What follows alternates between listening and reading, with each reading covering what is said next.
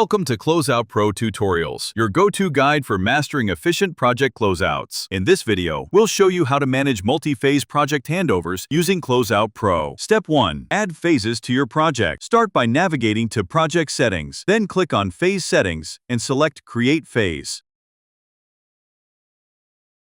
Enter the phase name and a brief description, then click Submit. Your new project phase is now ready. Step 2. Assign closeout items to a phase. Now, assign the relevant closeout items to that specific phase.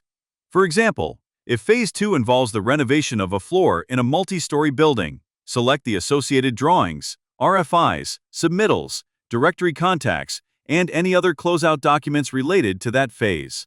Once selected, simply click Save. Step 3. Customize phase-specific cover sheets. Each phase can also have its own customized cover sheet. You can set this up by going to the Settings tab and adjusting the cover sheet format to match the phase requirements. Step 4. Generate the handover package. Once a phase is complete and all documents have been collected, go to the Closeout Manual section.